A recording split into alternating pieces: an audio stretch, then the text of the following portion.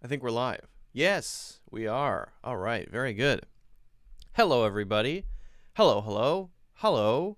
My name is Luke, and in this live class, we are going to be talking about a lot of things. We're going to be working on some pronunciation. We're going to be working on some really high-level ways to express yourself.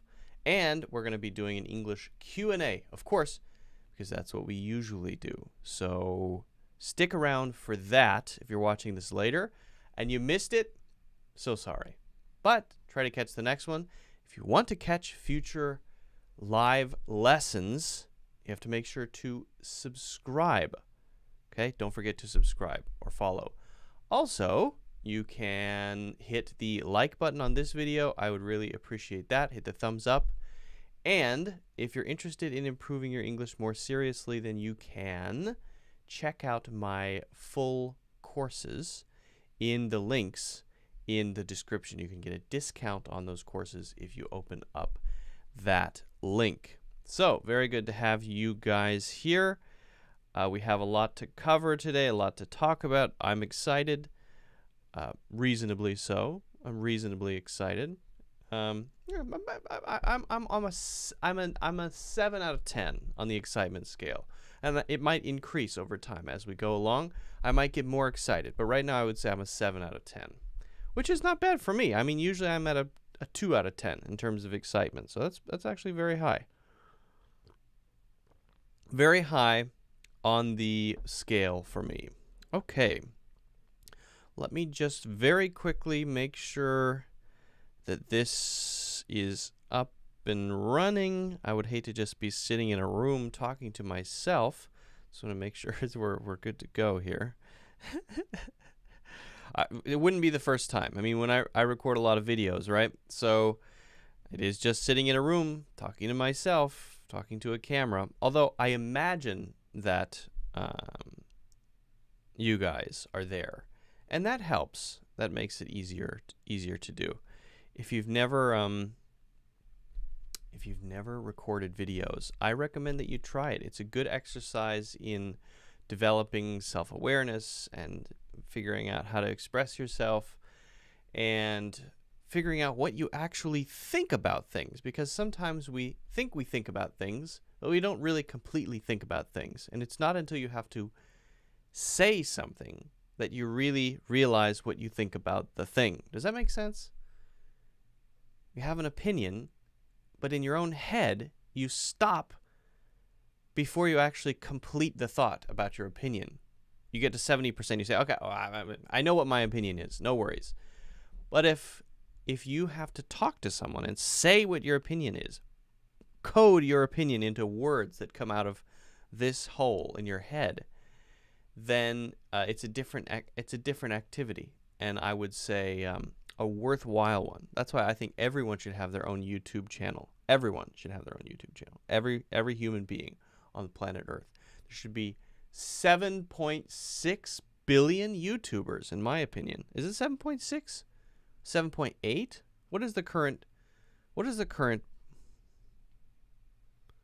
What is Earth's current population?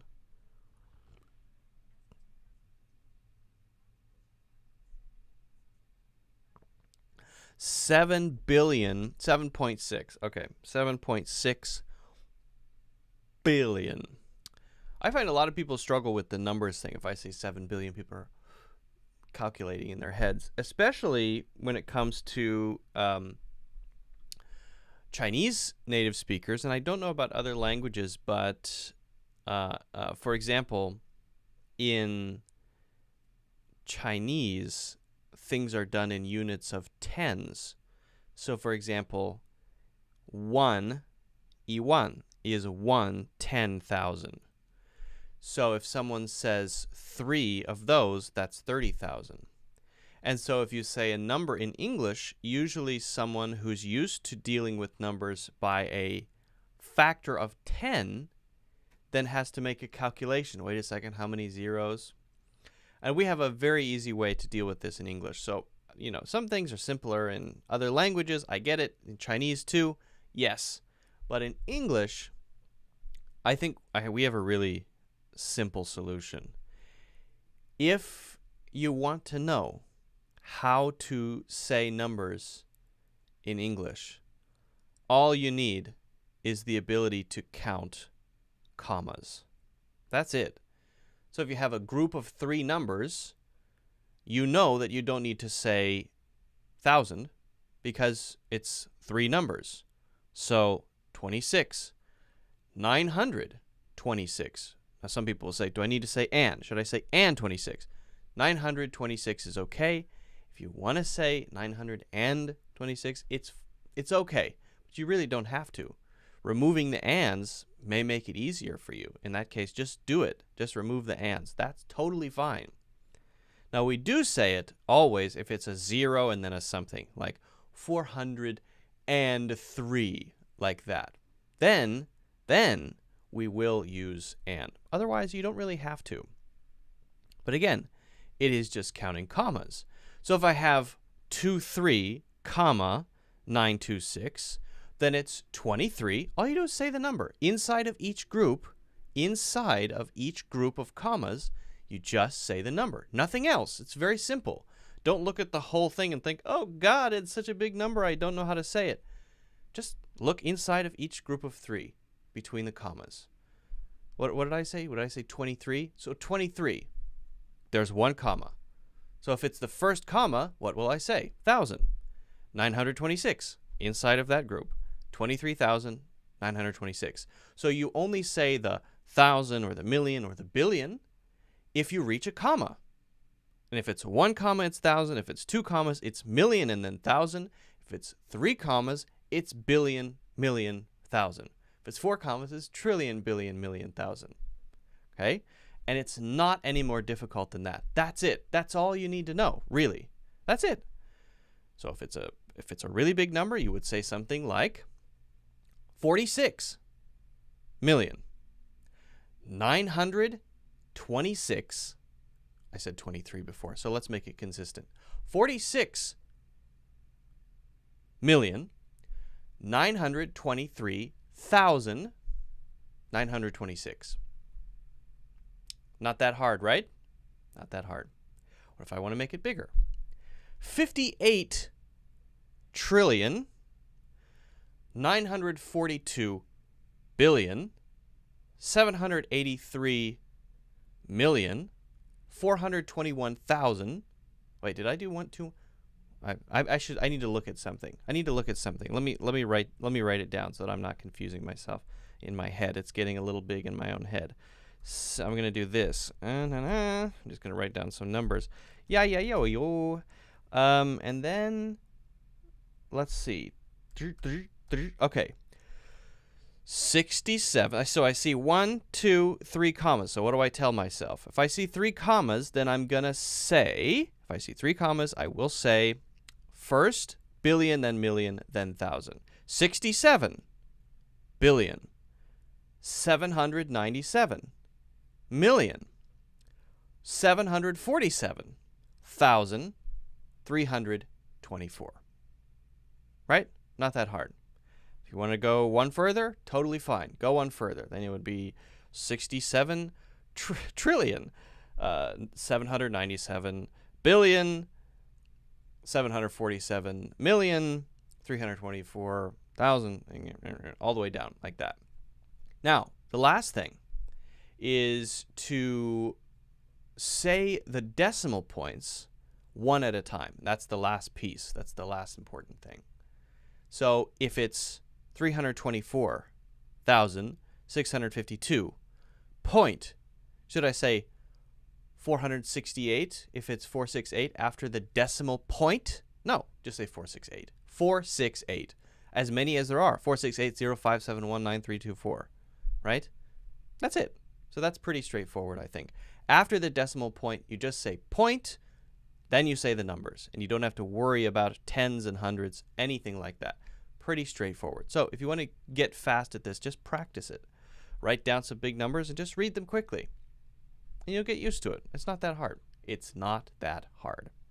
Okay. By the way, guys, if you haven't already, make sure I would really appreciate it if you could hit the like button. That would be spectacular. Also, make sure to follow, subscribe, and check out my full courses in the links in the description. Okay. In Peru, it is 1:19 p.m., and I apologize, guys. I'm not picking my nose here. I want to be very clear that there's nothing coming out. I'm scratching. I have an itch right there. Oh, that feels good. Just to be very clear, there's nothing, I'm not pulling anything. I'm not extracting any valuable minerals from there. It's just an itch that happens to be just inside of my nostril there. So you're welcome to judge me if you like, being a nose picker, but I claim innocence. How to pronounce encyclopedia. How to pronounce encyclopedia. Encyclopedia. Not clo. Encyclopedia. Encyclopedia. I don't know how to pronounce it. I'm so sorry. Can't answer that question. First time here. Hello. E-W-E-I-I. Welcome. Yana says, please give a shout out. Hello, Yana. Shout out to Yana. Yana is dead in my bed right now. Well, what a better thing to do than sit around and watch a live English lesson, you know? What is March of Dimes? I don't know what that means. Jeet, I have not heard that before. Let me see if Google knows what March of Dimes is. What is March of Dimes? According to Wikipedia, March of Dimes is a United States nonprofit organization that works to improve the health of mothers and babies. You don't need me. You don't need me to tell you these things. Why do you even need an English teacher? You could just ask Google these questions. March of Dimes is a United States nonprofit type of organization to help mothers and babies. There you go. That's what it is. Let's see here. Well, I do have a thing that I want to talk about, guys. A thing. Believe it or not, I want to talk about a thing. And then we'll get to your questions. So I just want you to get your questions ready. Think about your questions. Think about questions related to vocabulary, related to words. Vocabulary and words are the same thing. I don't know why I just said those two things. I guess I need to drink more coffee. Idioms is what I meant to say. In my brain, I was saying idioms. Grammar, all of that stuff, cultural stuff, anything you want to ask about is totally fine, okay? Dr. Psycho says, where are you from? I'm from the United States of America. That is where I'm from. Mono Romero says, hi there. Hello, mono. I one time had mono. It's the name of a disease. It's called mononucleosis. And it was not fun. I had it in China. Horrible. Okay. So, here's what we're going to do. You guys probably come across things that are difficult to pronounce occasionally. But why are they difficult to pronounce? Well, there are different reasons. Sometimes it's because you don't know how to distinguish between one sound and another. Sometimes it's because it's complicated in your mouth. A lot of different reasons, right? So how can we deal with this? One of the things that makes English pronunciation tough is something we call homonyms. Now, what is a homonym? Well, a homonym is when either the spelling of two words are the same, and the pronunciation is different, or the pronunciation is the same and the spelling is different. Now, I would say that either of those can be dealt with. It's not that hard to learn how to say these things. Once we know the spelling and how it sounds, it's not that hard. Maybe the harder thing is when we get to words that you would think should be pronounced one way because they have the same spelling as another word, almost, for example, the same ending, and yet the pronunciation is not the same. Not the same at all, right? Think about, for example, T-H-O-U-G-H. O-U-G-H. How do you say it? Though. Okay. Right? How about T-O-U-G-H? Is that pronounced toe? Tough. So one is f and one is o. Oh my God. So it starts to get into this similar sounds, or it should sound like that because it's spelled this way. We're going to talk about all of these things. We're going to talk about homonyms. We're going to go over some.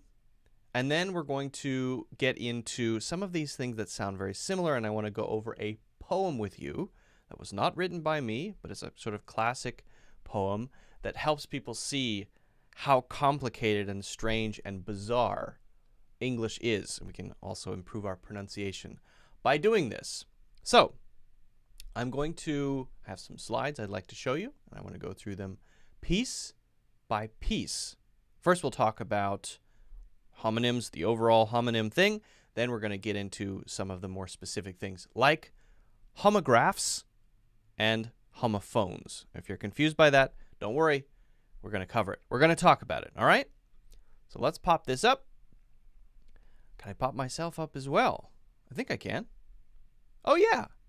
Cool. I can pop myself up as well. Awesome. All right. So, as I said, homonym means something is the same, either the spelling or the pronunciation. Okay? Now, when we look at the different types, we can start to sort of pick out why each thing might be difficult. And the first type is called a homograph, which means that the spelling is the same. Let me get out of the way here so that you can see that in case you really want to. But, I mean, do you really need to read that? The spelling is the same, but the pronunciation is not the same. Okay? So we have to be very careful about this. This can be confusing, and really the best way to learn these is piece by piece, learning them one by one. Okay, so read this in your mind before I read it, the first one. How would we say this? I saw, okay, the, now, we have two B-O-W here. We're going to say these differently. How are we going to say each one? Say it in your head first before I say it. This is a thing that goes in your hair, like right there, or on a gift. It's a noun. I saw, by the way, it's the same as this one. Twing, same as that one. I saw the bow in her hair as we, now how do I say this? If it's going to be different, it's got to be different. So how do I say it? Bowed to each other. So I saw the bow in her hair as we bowed to each other. Okay, now each of those, by the way, have their own homophones. So B-O, the word B-O, that's a name, someone's name. That's pronounced bow, same pronunciation. Okay, so each of these also has homophones. We won't talk about it. That would be too complicated and take too much time. All right, let's look at the next one. Now I want you to really try to guess this before I say it. See if you can say it before I say it. You asked me to, and I think you probably know this one because most people know the past tense. You asked me to read it, E-E-E, so I read it. You asked me to read it, so I read it. How do I know? Because asked is the past tense, so I know that the read will be in the present because it's also after to, because it's in the present or infinitive tense, okay? The simple form. And then the next one is the action that I took. So now I have to put it in the past tense. In the past tense, it's pronounced exactly the same as R-E-D, read. Read. So the first one is like R-E-E-D. By the way, R-E-E-D is also a homograph homophone. Homophone, I get confused in my own head. A homophone, R-E-E-D, exactly the same. And then R-E-A-D in the past tense and R-E-D, exactly the same sound. Those are homophones. Homophones. Homophones means sounds the same. Phone, sound. Graph, writing. That's why it's called this. Homo means same. Homo means same. That's why we call these homonyms or homonyms. We actually usually say homonyms. And homographs, graph means writing. Homophone means sound. Okay. What is this first one? This is a verb, W-I-N-D, and then later we have W-I-N-D as a noun, right? I'm going to move my head here. Wind that line around the sail. Wind that line around the sail. The wind is dying. The wind is dying. So here we have a difference because we have a noun and a verb. Wind, short I sound. Wind, wind, wind. Wind is the action of wrapping something around another thing. Wind that line around the sail. Okay. Now this one is an example you've probably seen before. We have two words. One is a bird called a D-O-V-E, and the other one is the action of jumping head first. But which one should we say, and how should we say it? Well, the long sound will be the action. So the first one is the action. I dove, D-O-V-E, to catch the dove. Dove. Dove. But it flew away. So if you've ever purchased that soap, it's a nice soap company. I think it's nice soap. Is that fancy soap? I don't know. I don't know. I don't buy soap. I mean, I use soap, but I don't buy soap. I don't want to make it seem like I don't use soap. I just don't buy it. I have a soap buyer helper. Kathy, go buy some soap. So it's dove and dove. Dove and dove. And the company is pronounced the second one, the noun form. Dove. Dove is the short U sound. But the other one is not the long U sound. It's the long O sound. Oh, dove, dove. Okay? Last one. Now, this one again, we're talking about the last one here, B-A-S-S, is the fish. And the first one, by the way, also a noun. Here we have two nouns. Well, they can be two nouns. It's kind of used as an adjective, the second one. But two nouns, and they have a different pronunciation. One is the fish, which is the second one. The first one is the depth or deep tones or deep frequencies, the lower frequencies in music. It's also, by the way, an instrument. Guitar with 4 strings, also same pronunciation. We turned up the bass, just like B-A-S-E. So B-A-S-E and B-A-S-S, those are homophones. And then the last one is the short A sound, bass, and went bass fishing. So bass and bass. Bass and bass. Bass, bass, bass, bass. Okay? Pretty straightforward. Pretty simple, right? All right. So let's go on. I think we have a good sense for these. I want to be very clear. There are way more, way more that we couldn't cover it if this video were 5 years long. We couldn't cover it. And I don't think I would be allowed to upload a video that long anyway. But that's the idea. And you can look up more of these on your own. Okay? Now, how about some very, very close ones? Very, very similar. Just want to go over these very quickly. Okay? S-U-R-F, S-E-R-V-E, and S-E-V-E-R-E. Surf. Serve. Severe. Surf, serve, severe. Surf, serve, severe. Okay. Now, notice the last one is the most different. The first two are one-syllable words. The last one is a two-syllable word. Severe, severe. So actually, it's quite a bit different. O-W-N, O-N, and O-W-E-N, which is a name. Own, on, and Owen. Owen. Owen. Own, on, and Owen. Own, on, and Owen. Again, own and on are one-syllable words. The difference between them is the W sound in the first one, and the second one is just the short O sound. Ah, on, on. And then O is very similar to the first one, own, O, same sound, but then instead of saying the n directly in one syllable, we say when. So it's actually a two-syllable word. Owen, okay? D-O-W-N and D-O-N, big one for most people. A lot of people struggle with the ow sound. Don, person's name, down. Don, down. Don, down. And I could also put D-O-N-E here. Done, don, down. Done, D-O-N-E, is pronounced with the short U sound. And then down, notice my mouth is going from big to small. Ah-oo, down.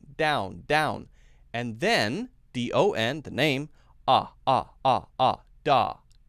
don. So actually, don and down are very similar. The difference is I'm not doing the ow. I'm just keeping it da, and then going directly to the end sound. Don. Okay, let's go through these very quickly. Let's fly through these, all right? Fly through them. Want. A lot of people say want, though. We don't say want. We say want. We stop it short. Want. Won't. Went. So here we really have vowel differences. If we say want, or want, you can say want, you can say want. If you say the want, make sure you're not saying one, because that sounds like O-N-E. No, that's not what we want. That's not what we want. We want to say want with a stopped sound, right? We have to sort of use our stomach muscles a little bit to stop it, to make it very sharp so that it's clear that there's a T there. Clear? Why am I saying it like that? So it's clear that there's a T there, okay? The next one then, W-O-N apostrophe T, is the same in terms of the last T sound being stopped, but instead we're saying the O sound instead of the what. It's the vowel sound, right? Won't, or won't. The last one, E sound. Short E. Went, or went. Okay. Next, T-O-S-S-E-D and T-O-A-S-T. Very close, but the difference is one is a long O sound, one is a short O sound. Which one is long? O. Toast. T-O-A-S-T. Often if we have two vowels side by side that are different, then we will use the long vowel sound of the first one, okay? Toast. And then T-O-S-S, usually if you have one vowel in front of two consonants, consonant would be S-S, for example, side by side, then that vowel is going to be short. Tossed. Tossed. Ta-toe. Tossed, toast. Okay, moving very quickly here. L-E-G-S, L-A-G-S, and L-E-A-G-U-S. Short E, then. Short A, and then long E, E-E. Legs, lags, leagues. Legs, lags, leagues. Legs, lags, leagues. Legs, lags, leagues. Legs, lags, leagues. Legs, lags, leagues. Okay? Next one, B-O-N-G-E-D and B-O-N-D. Very close again, but we have a sound in there. If you want to make that sound, it's in the back of your throat, not na, but in the back, you lift up the back of your tongue. Bong, You feel it back there? Na, You feel that? When you say singing, it's very important to say that ng sound because otherwise it will sound like the word sinning. Sinning is a very different word, and you probably don't want to say that in most situations. I love sinning. That would be S-I-N-N-I-N-G. I don't know what that means. Do you love doing terrible things? Because that's what sinning means. So we have to be very careful to make it the ng sound, which is in the back, where we lift up the back of the tongue. So bonged, bonged, and bond. Bond, that's just the simple N sound. Not ng, but n. Bond, n, bond, and then d, okay? Almost done here. G-O, G-O-L, and G-O-L-D. Go, long O sound. O, go. Same one with Goal, except we have the L sound at the end. Goal, goal, goal. Now, you can hear a little difference there. Go, goal, go, goal. It's a little bit different. It's very important to make sure the tongue is coming forward, la, la, la, la, la, behind the front teeth to say the L sound at the end. And then gold. Then you just add D after the L. So the second and the third one, they're exactly the same. The only difference is that we're adding a D. So goal and gold. Last ones, what do I have here? T-H-I-N and T-H-I-N-G. Remember this, that, thin. Bring the tongue, the front of the tongue forward to the front of the mouth, and that's T-H-I-N. Then I-N-G is in the back. Thing, thing, thin, thing, thin, thing. Now notice also when I say thin, it's more of a sound. Whereas if I say thing, ing, it's more of an e sound instead of a thing, thing, thing. It's not the same vowel sound. Actually, they're slightly different. Okay, so those are some very similar sounds. Now I want to go on to some homophones. Now remember, we talked about homophones. We had a little break there with similar sounds. Now we get into the other half of homonyms. These are things which sound the same, but which are spelled differently. Sounds the same. Oh, hello, Donald Trump. Hello there. Sound the same, spelled differently. Exactly the same, not different at all. So we went over the things that sound very similar, right? Like go and gold, goal and gold. Very similar, very close, but different. Different spelling, different sound. Now we have these. Exactly the same sound. So let's go through these. Oh, do I owe you money? Oh, do I owe you money? So O-W-E and O-H, same exact pronunciation. Don't waste time worrying about your waist. Your waist is the area around your hips, right? W-A-S-T-E, W-A-I-S-T, exactly the same. Exactly the same. Look at the serial numbers on the cereal box. Different spelling. Of course, same pronunciation. Cereal, cereal. Right, Don? Right, Donnie? That's right. That's right. That's right, Don. My Uncle Gene wears ugly jeans. My Uncle Gene wears ugly jeans. Jeans. Now, it's different a little bit because I've added jeans. I've added a Z sound to the end, the S, but it's still the same basic pronunciation. Gene and jean. Jean and jean. If jean is an adjective, which is denim, right? Denim is that blue material. Have you ever met someone who wears all denim? Isn't it weird when someone wears all denim? What are you doing in all denim? Are you insane? Are you insane? Yes. People who wear all denim are insane. That's my opinion. Okay. We could make an or make a sail. O-A-R. This is a thing you use to paddle a boat.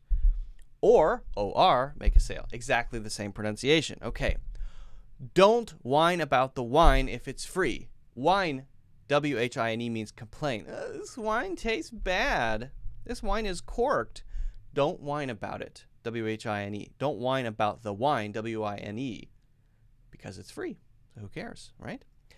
Okay. My cat, almost done here. My cat hit the pause button with her paws. P-A-U-S-E, pause a video. You might pause this video and go have some bad wine that you can whine about. You can't if, well, yeah. You can. You could. You can if you want to.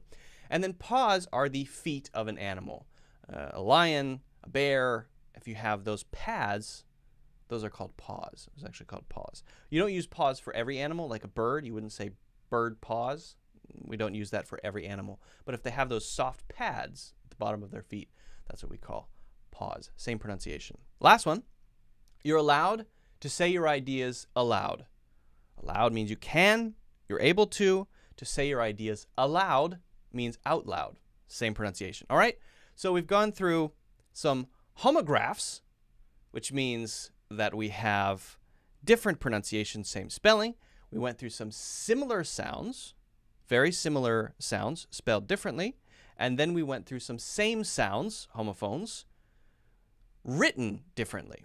Now we get into something which is challenging even for me. And we could call this advanced as hell. This is very, very advanced stuff. So I want to get to some practice of this, okay? Let's get to something that is, I find incredibly difficult to read. Now, this is from a much longer poem written by a very interesting poet. Well, he wasn't only a poet, but the poem itself, I did not write this, is called, I believe it's called The Chaos. And it's very long, okay? And I can't read it, the whole thing. I cannot read it. It's too hard. There are too many words that I'm not familiar with that are very obscure English words. But the whole thing reveals the strangeness of English. We have a lot of things that are written one way and then written the same way. At least the ending is the same, but they sound totally different, and there's no real reason. Well, there is a reason, but there's no way to explain it simply to someone and say, let me teach you why. And as soon as you know why, then you'll be able to do it. It's not that simple. You just have to learn it. Why is not so important. It's more important to learn it, right? And I'm not saying you have to master this poem. I'm just saying I want to show you that there is this layer of difficulty that's out there. It's out there, friends. It's there. It's hard. It's hard for me. And I think it's important to keep in mind that pronunciation and spelling aren't necessarily connected, and that you shouldn't use spelling as your tool for understanding how something is pronounced. So what should you use? Well, fortunately, you don't only have these two balls in the front of your head, you also have two holes in the side of your head. And you can use them to learn how to say things. I know, it's crazy, but you can. You really can. So I suggest that when you want to learn pronunciation, you use these two holes rather than these two things. Okay? That's my advice. That's how you do it. Dearest creature in creation. Yay. Dearest creature in creation. Studying English pronunciation. So far, so good. Not that hard, right? I will teach you in my verse sounds like corpse. Ps, corpse. Core. Horse. And worse. Very different. I will keep you, Suzy, busy. I will keep you, Suzy, busy. Make your head with heat grow dizzy. Tear in eye, your dress will tear. So shall I. Oh, hear my prayer. Pray, console your loving poet. Make my coat look new, dear. Sew it. Poet, sew it. Actually rhymes, okay? Just compare. Heart, beard, and herd. Diet, dies, and diet. Lord and word, or Lord and word. Sword and sword. And I've heard this pronounced sword and sward. I've heard both pronunciations, so I'm not sure the official one. Sword and sward or sword and sword. Retain, and Britain. Not Britain, Britain. Mind the latter, how it's written. This is the last part. This is the last part we're going to do. And again, this is much longer. Maid has not the sound of... Now, this one is a little tricky because there's different pronunciations of this. I believe the British pronunciation is bad, like B-A-D. She bade him go.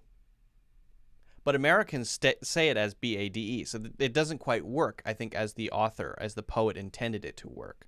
because we would say made and bade in the same way. But someone in the UK would say bad, or maybe older English would pronounce it that way. So we could say bad. Say said, pay, paid, laid, but plaid. Now, I surely will not plague you with such words as vague and ague. And I've heard this as ague and ague. I've heard both pronunciations. I believe it's ague. But be careful how you speak.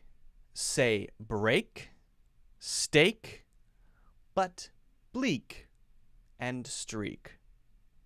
Previous, precious, fuchsia, via, pipe, snipe, recipe, and choir. Cloven, oven, how, and low.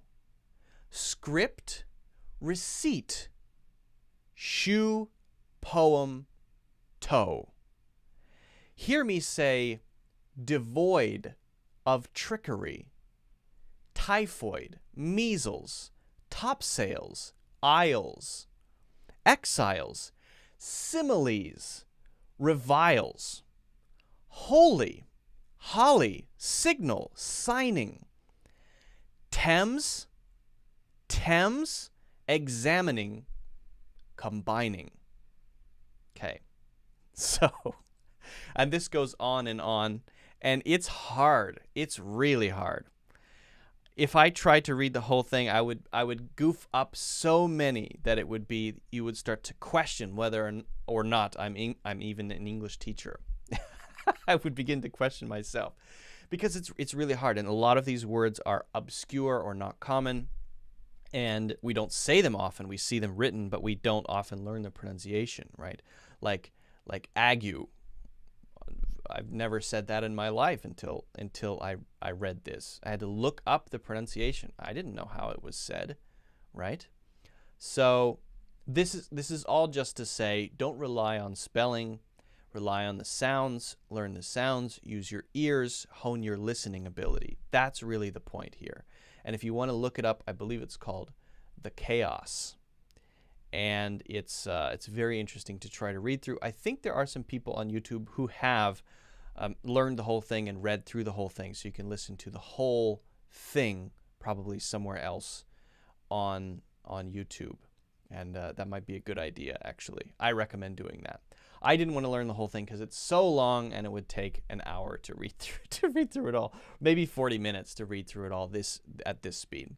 So guys, hopefully this gives you some insights into the ways that we learn pronunciation and how you can learn pronunciation to develop your listening skills and develop your awareness so that you can tell whether the sounds that you're saying are accurate or not. Because if you can hear yourself and what you're saying, then you can begin to match the pronunciations that you like. Okay? If you haven't already, guys, I would really appreciate it if you could hit the like button. That would be great. Don't forget to subscribe so that you can see future videos, and check out my full courses in the links in the description. And if you have any questions about this, leave your question in the comments. Okay. So, well, let me go back to normal mode here. Yoink, and then okay. And if you guys want to learn the pronunciation, you can simply go to most dictionary websites and click on the sound. You can even just Google it. You can search pronunciation of whatever, and then Google will bring up the pronunciation for you. Okay. Q, how did you know that Suzy has to be pronounced with the Z sound? Yeah, that's an interesting question. How do I know?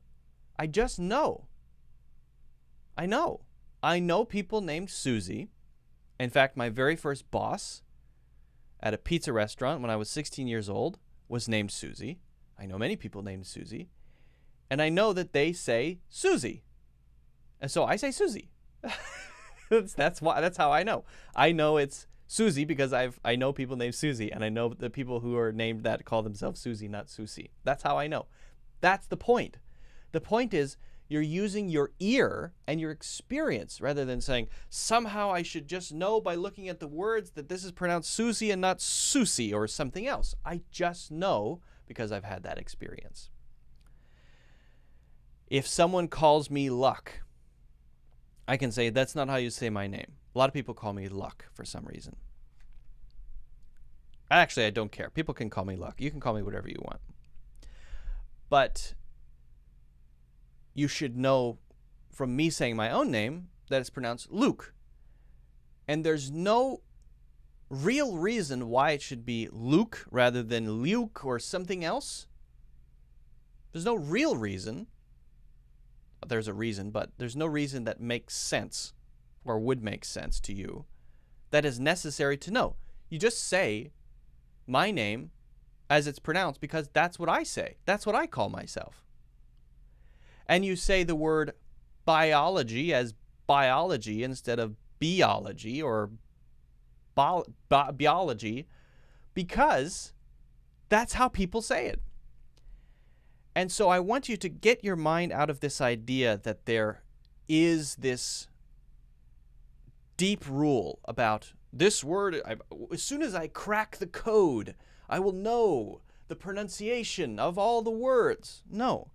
You know the pronunciation of the words because most people say them that way, and you get into that environment and you start saying them that way. It is a gray area. It's not a black and white situation. It's not yes or no, good or bad, right or wrong. This is how most people say it.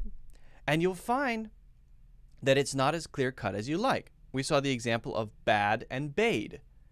That poem doesn't quite work for me, that line, because a lot of Americans will say bade instead of bad.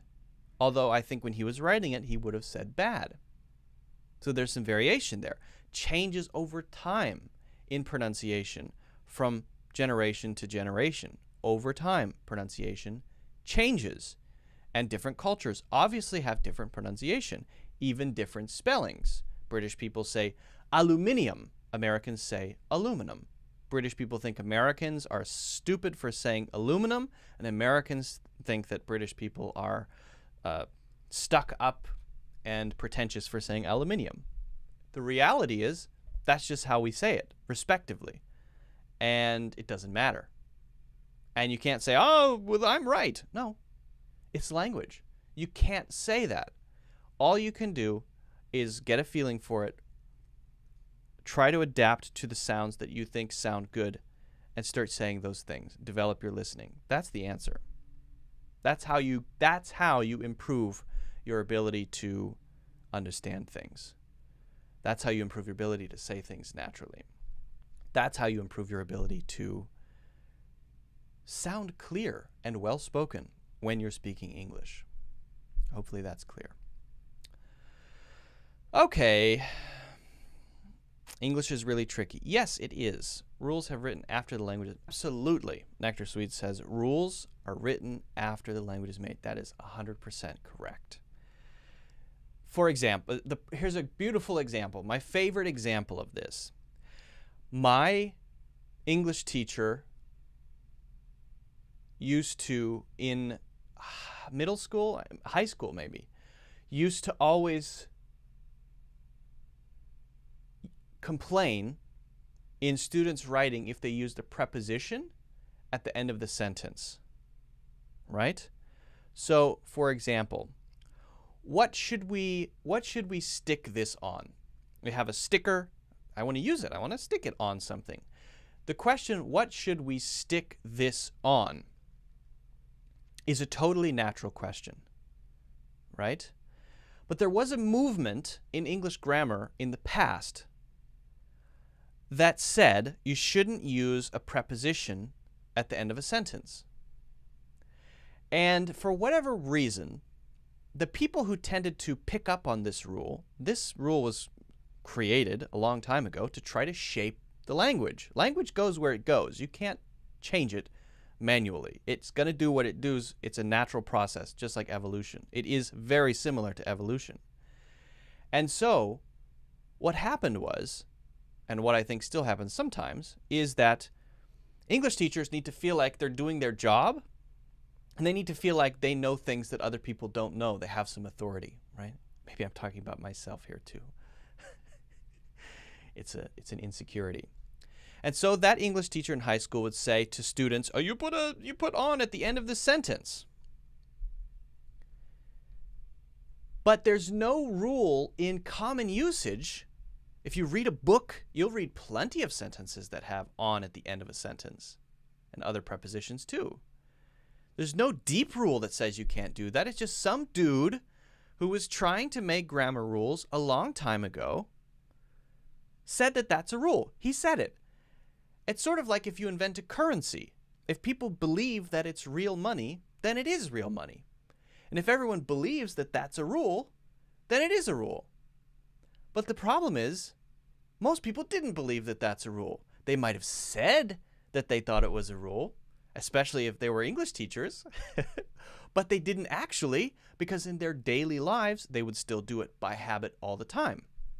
Sort of like when people use the word like a lot. They're not trying to use it, it just comes out. And so, when I was in my English classes, I used to try to make my teachers angry and embarrass them. I don't know why. I have a naturally disrespectful nature when it comes to people who are in authority. I don't know why I'm like that. I'm a bad person. I can't help myself. If someone is in authority and trying to tell me what I should do, I will try to make them look silly. It's an urge I have. So I would listen carefully to my teacher, my English teacher in high school. And she used to, when she was speaking, unconsciously use prepositions at the end of sentences all the time. And so every time she did, in front of the whole class, I would say, "Hey, you just used a preposition at the end of a sentence. I just wanted to let you know." And eventually she got really embarrassed and she stopped doing it. She realized, oh, I'm just kind of saying this rule, but I don't actually believe it. So I think the point is, you got to be kind of relaxed, right? Language is a very bendy, flexible, soft thing. And you can't nail it down and put it into a box and say, that's what it is. Here are the rules.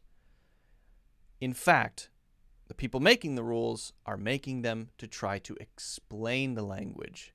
They're not saying, all right, let's come up with English. Yes, good idea. Let's make the rules. Yes, good idea. Now everyone do it. Now, there are some languages like that, synthetic languages like Klingon from Star Trek, a lot of fictional universes. Elvish from The Lord of the Rings. Esperanto is a synthetic language. They come up with the rules and people speak it. But most languages are not like that. Most languages are organic and all of the rules come after. So I think that makes languages a beautiful thing. I love it. I think it's great. I think it's very interesting. How do you pronounce cumulative? Cumulative. Cumulative. Cumulative. Cumulative. Cumulative. Now notice, cum and u are the same, but I don't say lative. It's l-tive. L-tive. Your face reminds me of strawberry ice cream. I don't know how I feel about that. I don't think I like that comment, but whatever. Okay, great. So very weird, very, very weird thing to say. What's the correct pronunciation of S in measles? Measles. Z sound. Z sound. Okay, did I miss any questions, guys? What's the difference between the pronunciation of dessert and desert? Okay, so this one is an interesting one. Carrie says, what's the difference between pronunciation of desert and dessert? Desert and dessert. Well, I think you can hear, first, there's a stress difference. If I say usually a two-syllable noun or adjective, then I will usually, not always, usually stress syllable 1. Object, object. Present, present. Right? Desert, dessert. But now, you might say, wait a second. D-E-S-S-E-R-T is also a noun. So, well, then we have differences in pronunciation because we need them in order to differentiate two words. So on one level, you have the sort of object, object. Two-syllable noun, stress the first syllable. Two-syllable verb, stress the second syllable. Object, right? Subject, subject. Produce, produce. Okay. We do that. That's an easy one. Generally speaking, that's kind of a rule, but there are lots of exceptions. But then we have something like two nouns, in this case, desert and dessert, and we can still use the stress differences because we want to differentiate them. Because if they sound the same, if they're pronounced the same, we might get mixed up, we might get confused because you might use these two things in the same potential situation. And so that's just something that arises naturally in the language. Now, dessert can also be a verb. So let's go through actually how these are pronounced. The first one, desert. How can we remember this? Generally speaking, the good way or a good way to remember it, the way I was taught to remember it, is if it has one S, we want less of that. And what do you want less of? A very dry place, empty place. A desert is a horrible place. So you want one less S, right? And you want more ice cream. You want more treats. You want more dessert. So you have two S's. So that's a good way to remember the spelling. And hopefully that can help you remember the pronunciation a little bit too. I love ice cream. I love dessert. I want more of that. Two S's. Okay, so that's I think a useful little trick. And then when we pronounce it, we say dessert. But if the first one, D-E-S-E-R-T, is a verb, we pronounce it in the same way as D-E-S-S-E-R-T, dessert. Why? Well, one reason is because you would rarely use those two things in the same situation. Rarely would you say to desert means to leave, right? For example, a soldier is at his post, standing guard, guarding a princess or whatever. And he smells some delicious chocolate cake being baked. So he deserts his post to get some dessert. But we know what that means because of the sentence construction, because of the grammar. We can tell that I, or the soldier, deserted, okay, verb, must be a verb, so that's okay. His post, or my post, to get some dessert. Some, after some must be a noun, right? So dessert. So we can use the same pronunciation there because the grammar allows it. And we can use both pronunciations without getting confused. You really can't get confused no matter how you do it in a sentence because the grammar tells you which one is the verb, dessert, and which one is the noun, the yummy, tasty food, dessert. However, because desert and dessert, tasty, yummy food could be used in the same grammar, then we have to have different pronunciation. Otherwise, it could be confusing. If someone says, for example, that dessert looks delicious. Well, I guess that wouldn't be good. Let's say it like this. I'm not interested in that dessert. I'm not interested in that dessert. Or, if it were pronounced the other way, I'm not interested in that desert. I'm not interested in that desert. Then we wouldn't know if we're talking about a dry place or if we're talking about tasty food. Because you could say both of those things in a reasonable way, right? You could.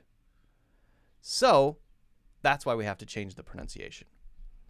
Because you could say, whoa, D-E-S-S-E-R-T is a noun. It's a two-syllable noun. Let's stress the first syllable. Desert. But we shouldn't. because it would be confusing. That's the reason. So hopefully that makes sense, guys.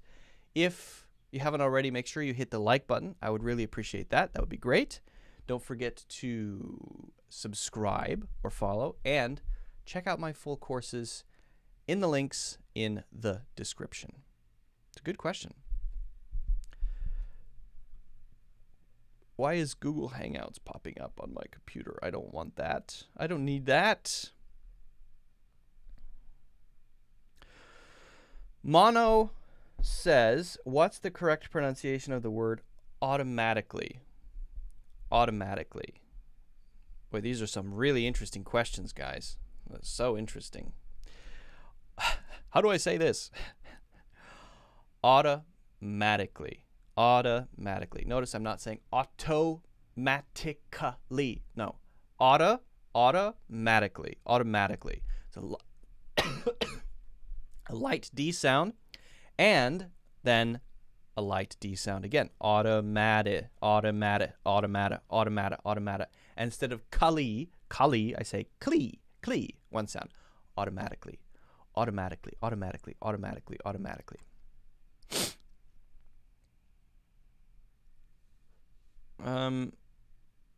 Measles, missiles.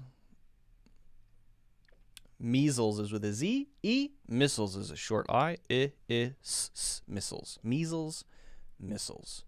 I have watched Grey's Anatomy and TVD, but I don't know what TVD is. I know every word they say, so it doesn't add to my vocabulary. Well, then you should be watching something more difficult.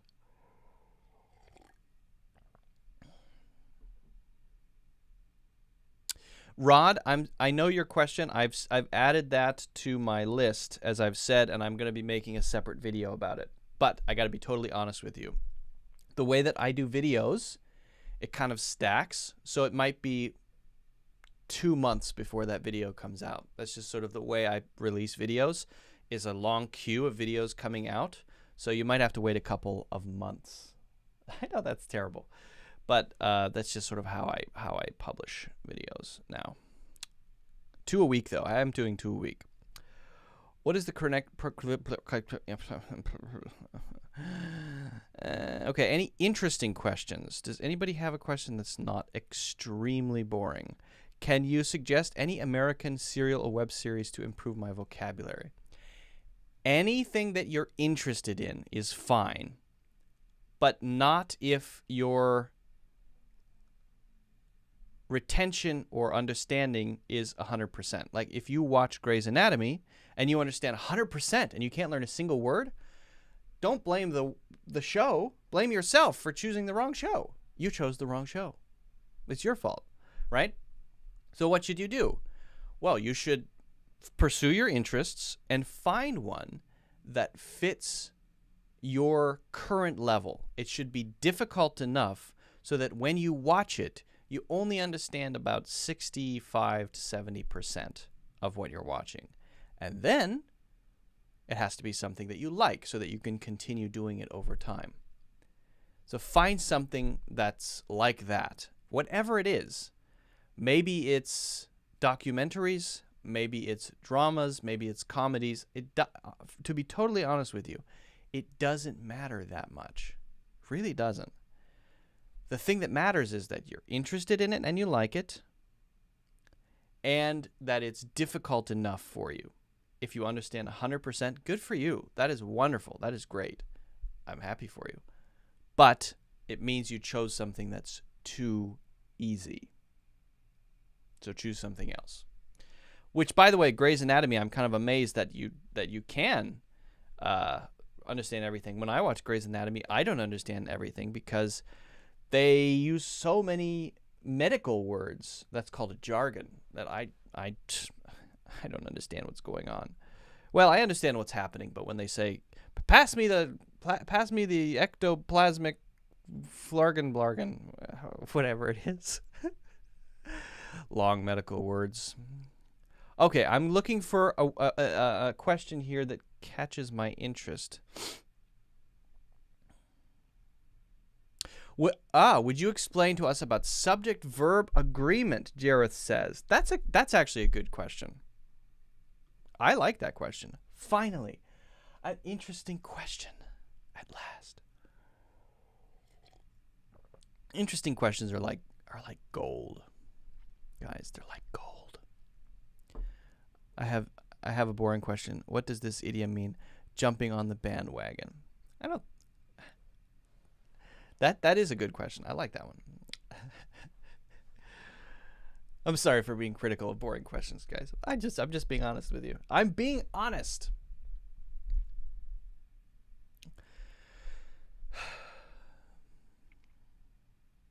Jareth says, would you explain to us, I think, about subject-verb agreement? Is a great topic, should be. It is a great topic. It is a great topic. Now, this is a thing about grammar that's not that hard, but it's really important to understand. And once you really understand it, then you can just use it correctly, and it makes your English sound a lot more clear, whether it's written or spoken English. Now, the simple idea is actually not hard to understand, and it can get a little more complicated, and we'll talk about sort of the simple and the more complicated. Simply, subject-verb agreement is that the verb that is related to the subject must match the form of the subject. You might be thinking, huh? What? Let me explain. The subject of the sentence is the thing or person in the sentence, usually at the start, but not only, usually at the start, that is carrying out the action, that is doing the action, that is the doer. Okay? And that could be it could be a company, it could be a dinosaur, could be Shirley, could be Bob and Shirley, could be 10 people, could be one person, could be all kinds of things, right? But we generally say he, she, it, they, we, but be careful, we don't say us, them. Why not? Because those are objects. So we're not talking about objects. Objects are the things that are getting the action. I gave it to them, not they, right? She gave it to me, not I. She gave it to I, no. Okay, so that's an object. I receive the thing. I'm the recipient of the action, usually at the end of the sentence, but it doesn't have to be. For example, if it's passive voice. We're not talking about passive voice.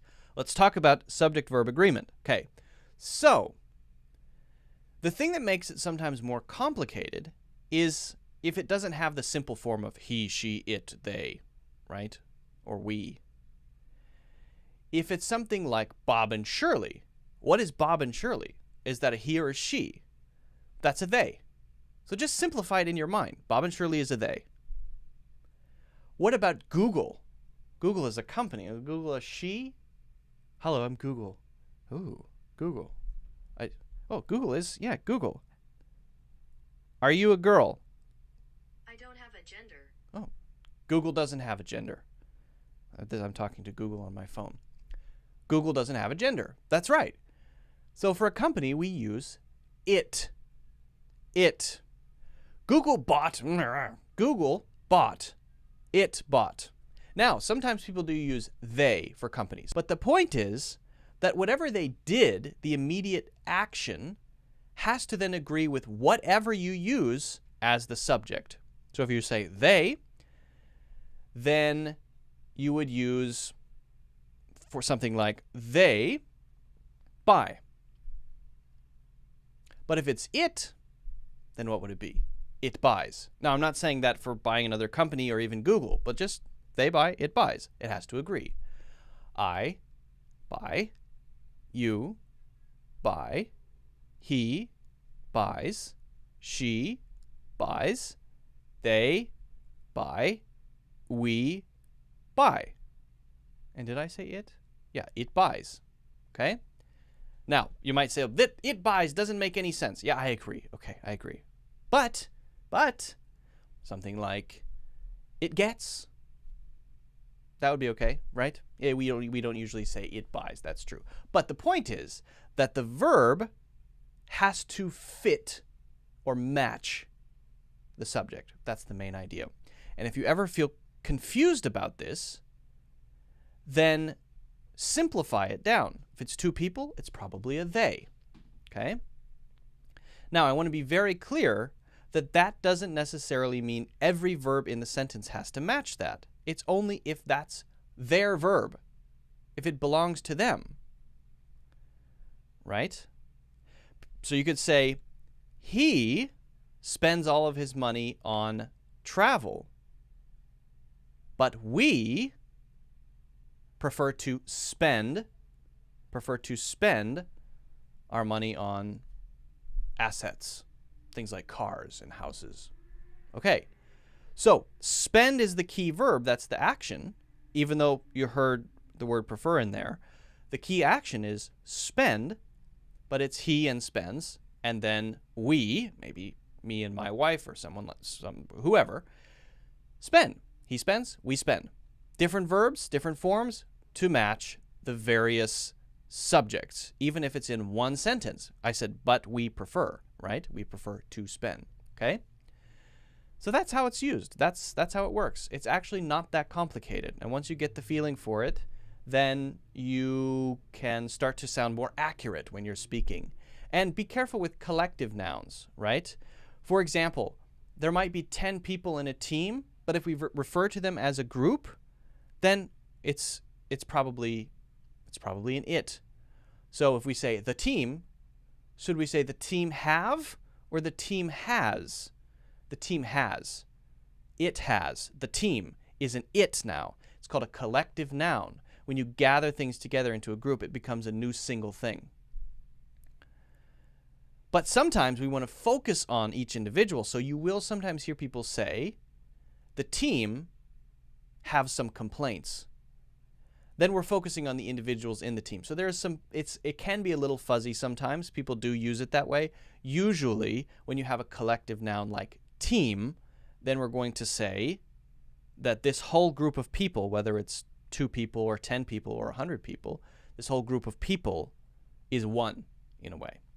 And again, it can be fuzzy, but that's the basic idea. Just sort of boil it down to its simplest form in your head, and you should be able to come up with the right verb to make it agree with the subject. It's a good question, Jareth. I know that I spent a little time talking about it, but I don't think, even though it takes a little bit of time to explain, I don't think it's that complicated. I don't think it's that hard.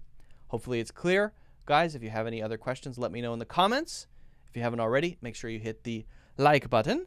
Make sure you subscribe and also check out my full courses in the links in the description. Okay. Good question. Mono, good question from Mono here. You get used to those medical... Yeah, I suppose you probably would get used to those medical terms. I don't watch a lot of medical shows, so I guess I'm just not used to them. I'm just a strawberry ice cream.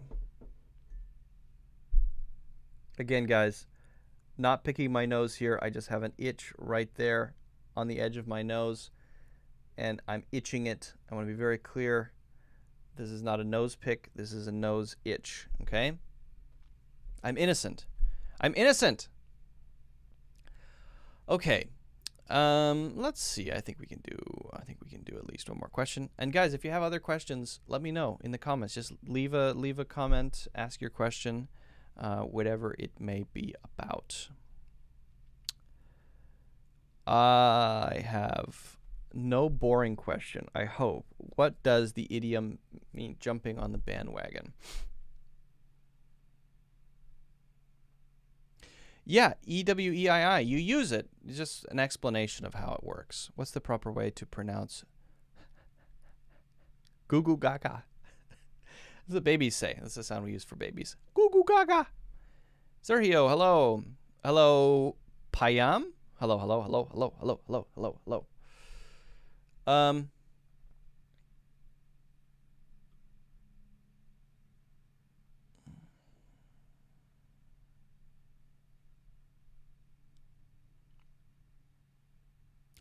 Okay.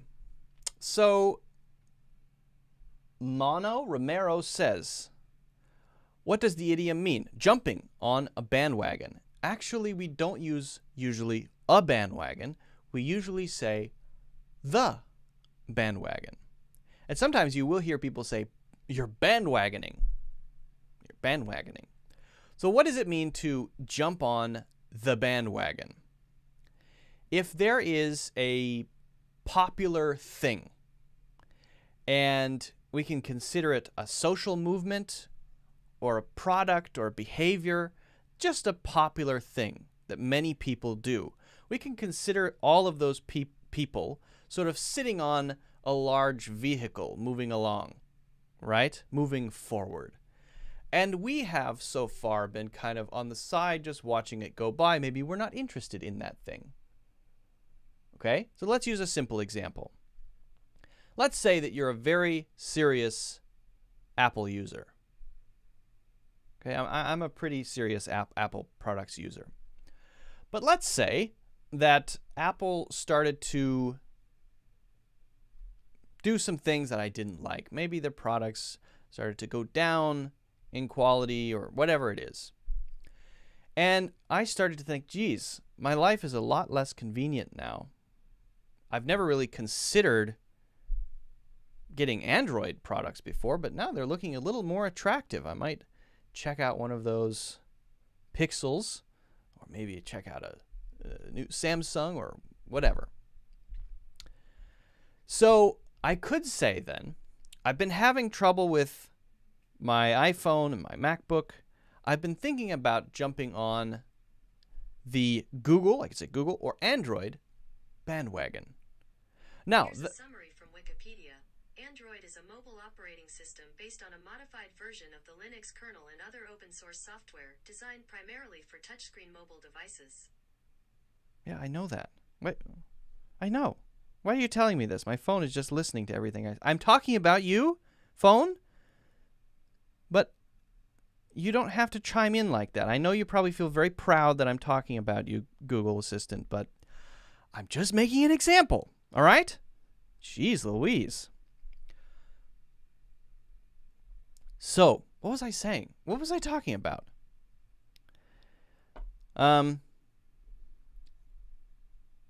What does bandwagon mean? Here's the definition of bandwagon. Used in reference to an activity, cause, etc. that is currently fashionable or popular and attracting increasing support. Can you give me an example sentence with the word bandwagon? According to sentence examples, your dictionary, you've decided that you want to jump on the e-commerce bandwagon. Over the years, the font lessened in popularity because everyone jumped on the Helvetica bandwagon and it became so used that it was no longer different. Thanks, Google. Now stop interrupting me. You're very helpful. I like you, but not that much. Jeez. All right. So as you could hear from those examples, we're talking about something that's a popular thing that's fashionable, that may not be the most popular thing, but at least it has enough people around it that you could say you're jumping on that thing. So you're imagining this sort of wagon driving by with many people on it. Doesn't have to be everybody, many people on it. And you say, hey, I'm getting tired of this. I'm going to jump on that. So you say, I've decided to jump on the Android bandwagon. And we often put the thing in front of the word bandwagon. Okay? And once you're on it, you could say, I'm on the bandwagon. Yeah, I'm kind of on the Apple bandwagon now, but I've been thinking about jumping on the Android bandwagon. By the way, not really. Google, don't get too cocky. Just an example, all right? Now, Google's example is very interesting. The Google Assistant that you just heard there, very interesting. People started jumping on the Helvetica bandwagon. Have you ever noticed that Helvetica is a very popular font on the internet? Yes, it's true. Design standards have sort of glommed around Arial and Helvetica and a couple other fonts as well, and it makes that look like the normal font. I think that the font you probably see on the screen here, I think that might be Helvetica, or maybe Arial or Helvetica. That's sort of the standard internet font for text because many people jumped on the Helvetica bandwagon. that's basically it. And you could talk about products, fashion, social movements, anything that has a large following, anything that could be regarded as fashionable or cool or common is something that you could use bandwagon for. Okay, so hopefully that's clear. It's a very good question. Mono, very good question. If you guys have any others, leave them in the comments. Don't forget to hit the like button. Subscribe if you want to see future videos, of course. And also check out my full courses in the links in the description. Okay. Sergio says, boil it down to simpler phrases, as you have just said. Stand for what, teacher? Sorry to be late for class. I was tied up with chores. What kind of chores were you doing, Sergio? Were you shearing some sheep? Were you painting your refrigerator green? Were you throwing eggs at your neighbor's door? All of those are chores, I think. I don't know what I'm saying. Okay. Would you please explain the difference among pail, bucket, bin, and use which one is more commonly used? Oh, that's kind of interesting. I kind of like it. Kind of a good question. I kind of like it.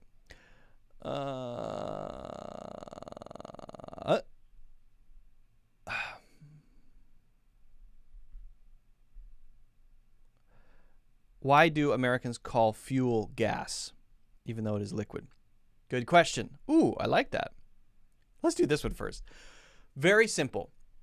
Yana says, why do Americans call fuel gas, even though it's liquid? This actually has a very simple yet interesting explanation. We don't call it gas because it's a gas. You might be thinking, huh? What? Now, what do people call it in many other countries? They call it petrol, right? Which stands for petroleum. Petroleum, which comes from oil. Now, don't say put oil in your car, because putting oil in your car is something else. When you put oil in your car, you put that in the engine. But that oil is just a lubricant to make sure that your engine doesn't overheat and seize up, right? So never say put oil in your car. You can say put petrol in your car, which stands for petroleum. Okay? So already we have an abbreviation. Petrol is short for petroleum. Petrol is short for petroleum. Now, the Americans, we Americans, my fellow Americans, we do the same thing. So when we say put some gas in your car, what we're really saying is put some gasoline in your car. Because that stuff, that liquid, what it's called in America is gasoline. Gasoline is the thing. It just happens that GAS is the beginning of that word. It doesn't have to be that way. Petroleum, petrol. That's why, because it's the beginning. Same sort of mechanism, same reason for shortening it, just taking the beginning. So when we say it, to make it easier, we say gas. Now, to someone who doesn't know anything about that, they might say, "What, you don't put gas in your car? It's a liquid." Ah. Yes, but since every American person knows that what we're really saying is gasoline, it's not a problem. Because we know that we don't put gas. You could fart into your gas tank, I guess. I don't know. Does that work? So we know that we're not talking about actual gas, so nobody gets confused, right? It sounds kind of weird to outsiders. They might think, well, what are you doing? Why are you saying that? But we know what we're talking about, and so it works, okay? And you can't say you shouldn't do that, because there's another thing called gas, which is a state of matter, which is when atoms are at a certain distance because of heat or whatever, they become that form and rise into the air. You can say, yeah, that's true. I know that. But I also know that I don't put that kind of thing into my car, and so I know what I'm talking about. Every country and culture and even small group will have its own phrases and words that it uses to express certain ideas, right? And not all of those make a lot of sense. And I would be very clear in saying not all of them have to make sense. In fact, maybe none of them have to make sense. Because what we're talking about here is language. And language is sort of a messy, thing that changes all the time and is very weird. It doesn't need to make sense to you. It doesn't owe you being logical. It doesn't owe you anything. It just has to be useful within the landscape and culture that it is used in. So that's all I can say. Americans say gas because it's short for gasoline, and that gas is different than another gas, which is the state of matter. And when we say oil, what we're really talking about is the lubricant that we put in the engine. Maybe that's confusing.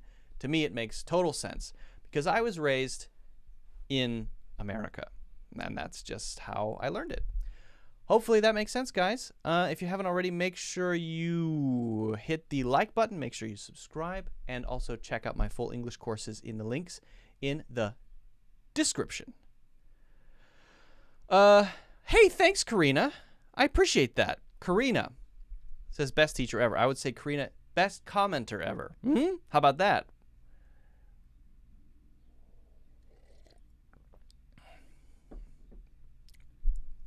Yana says, hello, I'm from the Ukraine. Can you explain what does bias busting work mean? Don't know. Good question. Not sure what that means. What was the earlier question that I was going to answer? What was I going to talk about before? Where's that question? This one? Was this one I was going to talk about? Pail and bucket? Or was it something else? I don't know. I don't know. I've confused myself. All right, well, we'll talk about this anyway. Cow Silver. What a great name. Cow Silver. What a great name.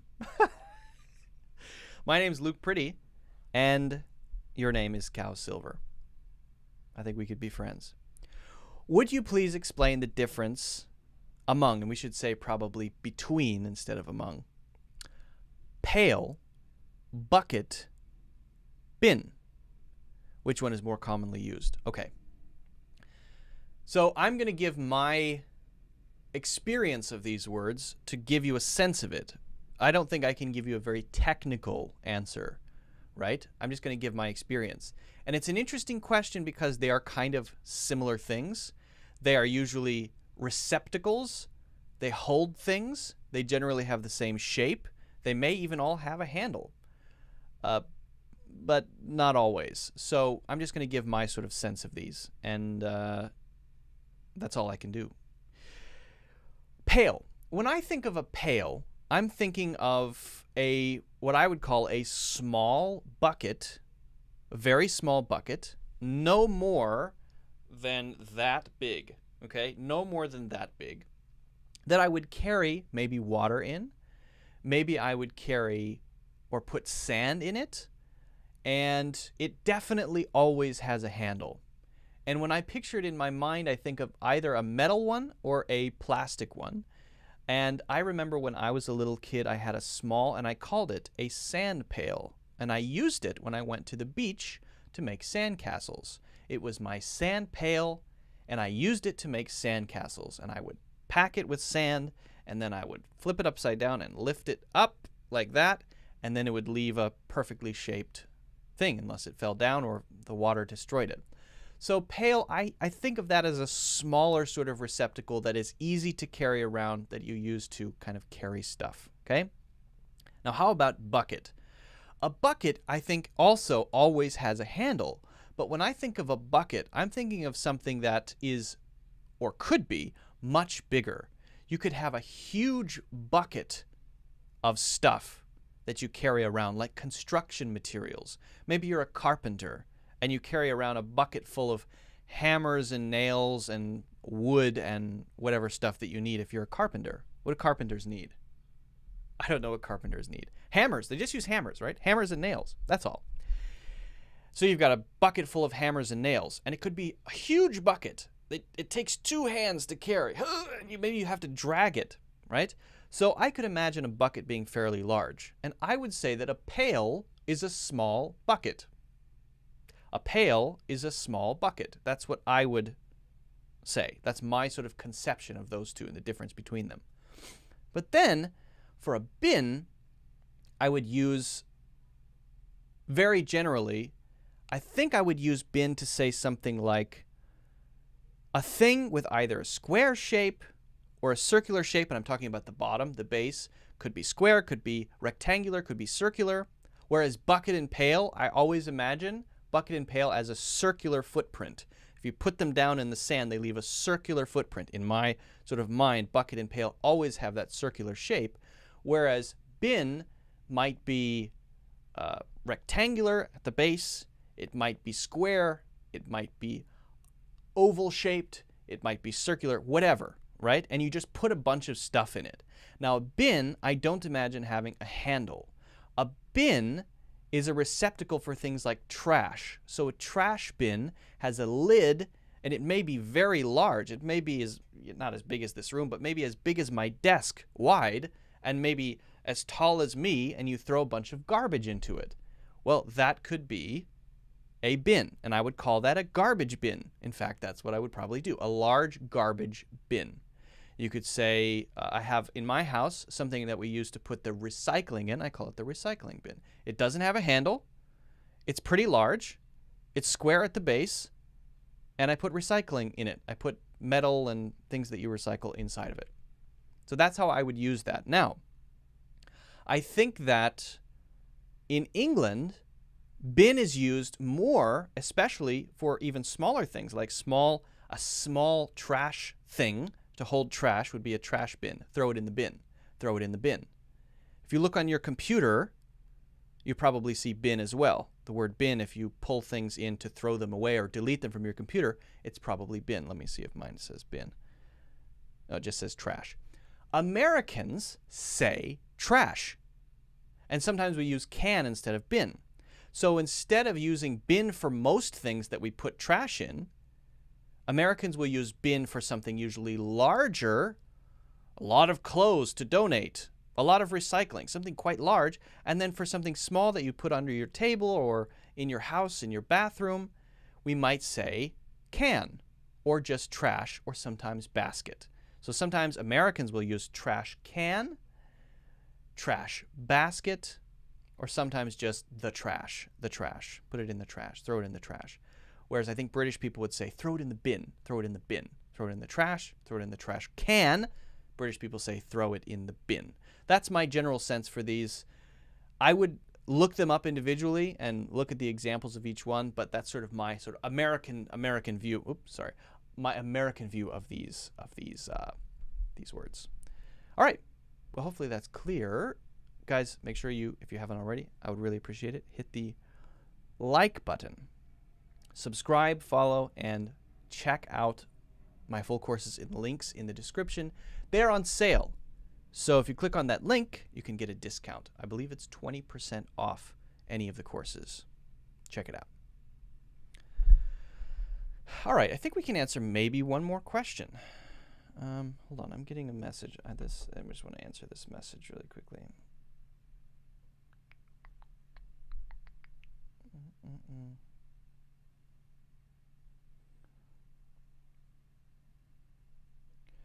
Okay.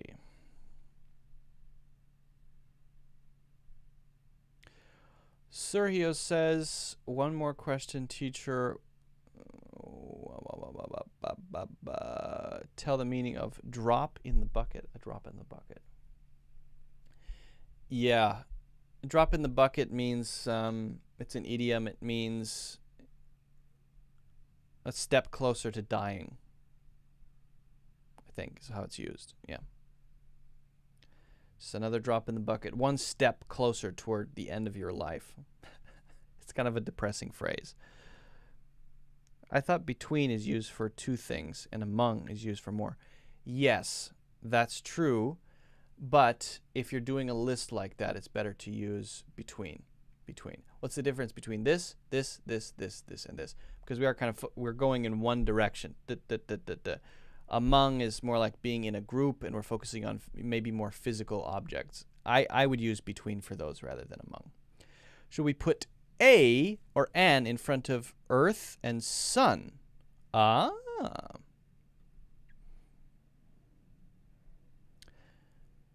we would say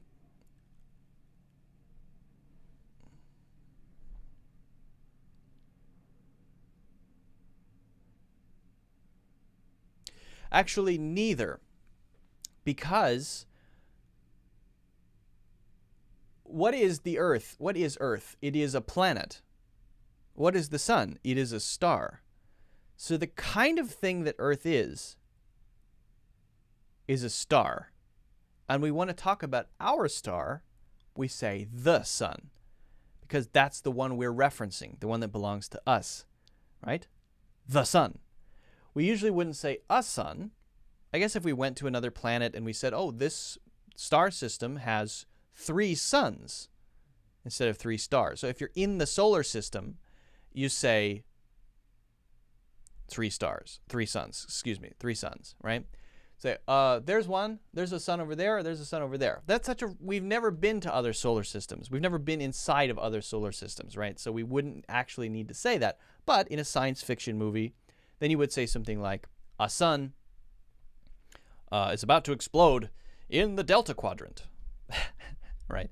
But generally speaking, when we're talking about ours, which is what we're usually doing, we say the sun. We just say the sun. Why the sun? Because it's the only one we have. There's only one. So we say the sun, the sun, the sun. Now, there are many suns if we're in other solar systems, either in science fiction or otherwise. Generally speaking, that's how it's used. Now, an Earth would be right because E is a vowel, vowel sounds. If we have a vowel sound, even if it's H, like our, H-O-U-R, still an hour, we use A-N, right? But, again, the Earth, T-H-E, is our planet. Now, you would say, but then, we couldn't say an Earth there and an Earth there. If we went to another solar system, or we traveled in space, or we were watching a science fiction movie, we wouldn't say there are three Earths in the solar system. There's an Earth there and an Earth there. We wouldn't do that because Earth is the name of our planet.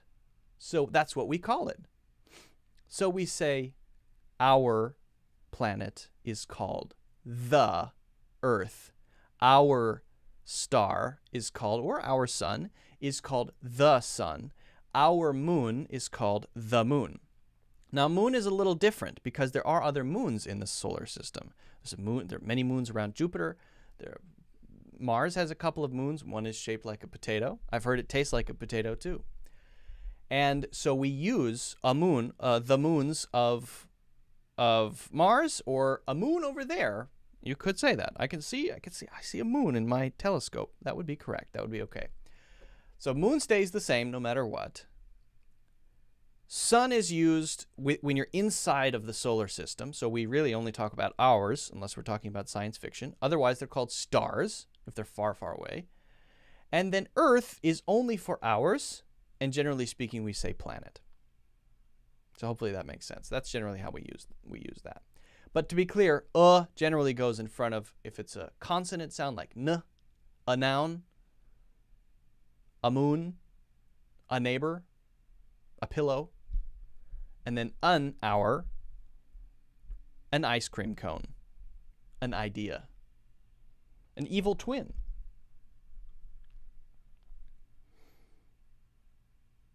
Tips for pronunciation, please. That question is too vague. How do you pronounce comfortable? Some people say it different ways. Honestly, there are different pronunciations. Some people say comfortable. Comfortable. Notice it's not comfortable. Comfortable. Comfortable. Comfortable. Comfortable. Comfortable. Comfortable. Comfortable. But some people say comfortable. Comfortable. I know a lot of people who prefer to say comfortable. Comfortable. And you might say, that's not how it's spelled. That's just how they say it. People say a lot of things. People say espresso. Drives me crazy. That's interesting. Indians say dustbin, even though we put garbage in it. It's not dust. It's a good point. Yeah, that's right. We have a dustbin too, but we would use dustbin for dust. When we sweep the floor, that thing that you use to sweep the dust into, we call that a dustbin. All right, guys. You know what? Longevity. I think we're going to call it a day today because I'm hungry.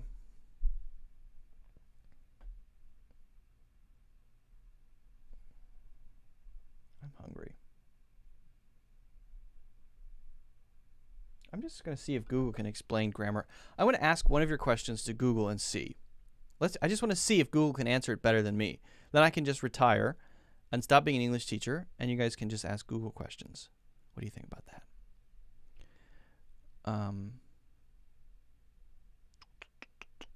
Let me see.